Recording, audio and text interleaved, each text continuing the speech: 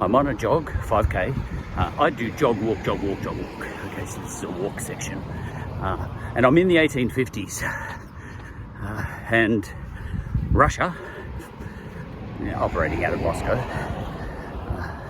is trying to Russify, not crucify, Russify Ukraine and Poland, and a whole lot of other places too, to the east, but these are to the west, to the south and to the west.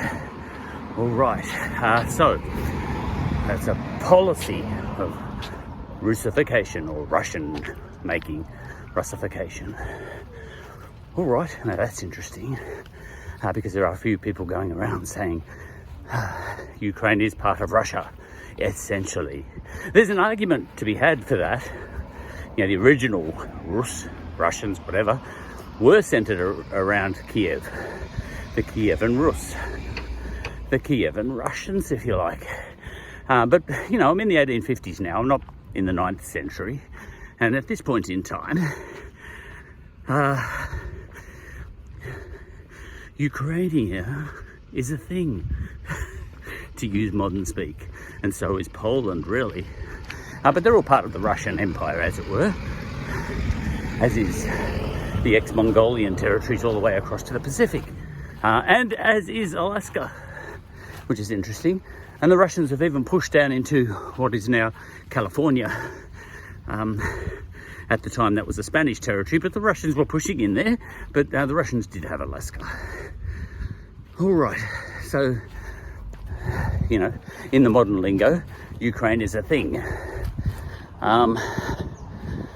Look, you can argue that one both ways.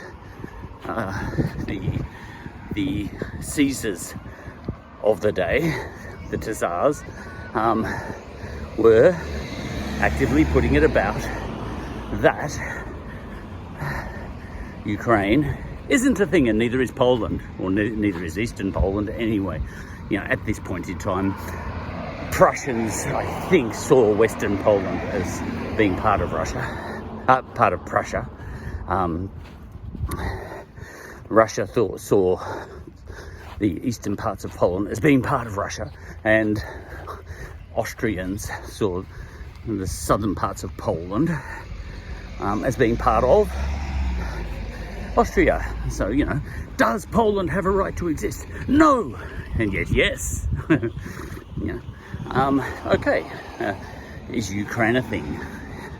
As Boris Johnson so blithely put it, it's preposterous. I forget which word he used. The Russians seem to think that Ukraine isn't a thing, isn't a sovereign country. Oh, but it actually obviously is. Well, that's ridiculous, you know. But it's not that ridiculous. You know, he knows it's not that ridiculous because he's a fine student of history, is Boris Johnson. He's, you know, kind of the English Gough Whitlam. All right, so he knows all this stuff, but he's being political. You can argue these things both ways, but, you know, you can't. I think you essentially can't say that Ukraine is definitely a thing from all perspectives, and you can't say it isn't, you know. Hence the war. Anyway, we're having something similar happening in the 1850s, and I think it's Nicholas I we're up to. And is Ukraine a thing back then? Well, yes, it is. It has to be, really, because otherwise, why would you put a policy into place that writes down on paper that you want to Russify Ukraine? You wouldn't have such a policy if it was already Russia, would you? You know, this is like I think there was an ancient Roman law somewhere, you know, banning the having of relations with goats. Now,